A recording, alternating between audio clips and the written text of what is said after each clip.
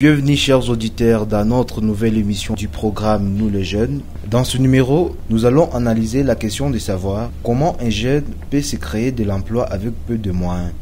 Ils sont peu nombreux, ceux qui réussissent à se créer de l'emploi même avec beaucoup de moyens. Dans notre émission d'aujourd'hui, nous allons découvrir l'expérience de Richard Kalambo, un entrepreneur œuvrant dans la ville de Goma. Nous l'avons croisé dans son bureau de travail. Il partage avec nous ses expériences dans la création et la gestion des entreprises personnelles. C'est très important pour nous, jeunes, de savoir comment créer un emploi qui peut nous permettre de survivre dans cette situation. Je vais partir de mon expérience personnelle. Ma première entreprise que j'ai créée, c'était en 2014. C'était une entreprise de services en offrant de musique et de vidéos. J'étais parti presque de rien. Je n'avais que mon ordinateur et mon courage. Donc, à la base de tout, c'est d'abord ce qu'on a et le courage. Qu'est-ce que cela veut dire? Le peu que tu as, parce qu'on ne manque jamais quelque chose d'utile qu'on peut utiliser pour nous générer de l'argent. Ça peut être même ton téléphone, ça peut être ton stylo. Et de rappeler d'abord que pour créer une entreprise, une petite entreprise, il faut trois facteurs. Ce qui nous apprend l'économie. Il y a le facteur capital, le facteur nature ou la terre et le facteur humain, donc la personne. Et effectivement, nous ne manquons jamais cela. Parce que quand tu veux créer ta propre entreprise d'abord, vois qu'il y a deux facteurs que tu peux facilement voir. Il y a le facteur capital, ce sont les richesses que tu as. Et la plus simple de toutes, c'est toi-même. Tu es le facteur humain toi-même. Donc, il faut savoir d'abord mobiliser le peu qu'on a. Le peu qu'on a. Et ce peu-là, quand tu le mobilises et tu lui donnes une valeur, ce peu-là aussi va te faire quoi? Va te produire de l'argent. Au début, je n'avais que 5 $. Je suis parti acheter avec 2 cartes mémoire. Et ces 2 cartes mémoire que j'avais aussi une autre carte mémoire dans mon téléphone. Les jours que j'ai créé cette entreprise comme ça, il y a eu beaucoup de gens qui sont venus. Le premier jour même, j'avais fait 20 $ à partir de 5 $. Après ça, j'ai acheté, je me suis équipé, j'ai des tables, tous ces biens-là, je les garde. Donc, je me suis constitué une fortune, un capital à partir de rien. Beaucoup de jeunes Congolais pensent qu'il faut avoir beaucoup de moyens et de diplômes pour gérer son entreprise et faire des gains. Richard Kalambo prouve que tout dépend des objectifs et des déterminations. On n'a pas besoin d'avoir un grand diplôme pour dire qu'on saura bien gérer son entreprise. Le tout va d'abord de ses objectifs. Et quand on a un objectif principal, qu'on se fixe soi-même, on dit non, je crée cette entreprise, c'est pour que demain je puisse devenir ceci. C'est ça ma vision. Je vais devenir ceci. Et cette entreprise va me permettre de faire ça, ça, ça. Là, ils sont les objectifs. Alors, quand on a déjà cette vision-là, on ne fera pas d'abord n'importe quoi avec le peu qu'on gagnera. Maintenant, pour être plus concret, la gestion, ça signifie quoi?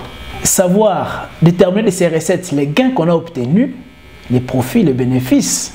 Et savoir maintenant qu'est-ce que je peux consommer pour que mon entreprise demain ne puisse pas se retrouver dans une situation d'illiquidité, de manque de liquidité. La difficulté qui survient directement lorsqu'on gère mal son entreprise, tu vas t'arriver à un certain moment, tu ne seras plus capable d'approvisionner ton entreprise en marchandises. Tu as consommé le bénéfice, tu as consommé même une partie de ton capital. Ça, c'est déjà un indicateur qui va te montrer que non, je suis en train de mal gérer mon entreprise. Il y a effectivement d'autres paramètres. Lorsque tu consommes l'argent que tu gagnes, quand tu es en train de travailler, tu es en train de gagner. Il peut t'arriver des périodes où tu gagnes, effectivement. Mais il va aussi t'arriver des périodes où tu ne gagnes pas. Quand cette période-là va arriver, tu ne seras pas capable de faire face aux aléas, aux difficultés. Et pourtant, ce sont les gains que tu gagnais dans l'autre période-là qui peuvent te permettre de faire face à ces problèmes lorsque tu te retrouves dans des situations un peu difficiles. Donc, les grands problèmes est là que tu seras incapable de satisfaire à tes clients parce que tu n'as pas de produit à leur donner. Ça, c'est déjà un grand problème. Et quand les clients arrivent, ils trouvent qu'il y a un problème pareil, les seconds jours ne viendront pas. Ils ne viendront pas. Parce qu'en économie, nous avons un principe. On dit qu'un client mal servi informe ou communique cette information-là à 10 autres clients. Tandis qu'un bon client, un client qui est bien servi, il va aussi informer même à 3. C'est ça malheureusement. Il s'est fouillé sur ce qu'on a étudié pour se faire de l'emploi au mépris d'autres métiers existants. C'est plutôt une force d'emmagasiner plusieurs connaissances, telles qu'explique notre invité. C'est une opportunité de pratiquer ce qu'on a étudié. Ça peut arriver dans la vie. Mais quelquefois, c'est pas que si tu as étudié que ta connaissance là, parce que tu as étudié puis tu n'as pas trouvé un travail relatif à ce que tu as étudié, que tes études sont inutiles. Non. Les études d'abord sont une grande richesse. Parce que quand tu as de la connaissance, c'est déjà très très bien. C'est une grande réussite.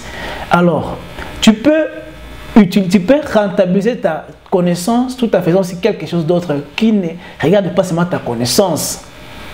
Moi, je faisais mes galettes, mais je m'occupe aussi des affaires qui concernent la microfinance, qui concernent l'économie, qui concernent la gestion, tout.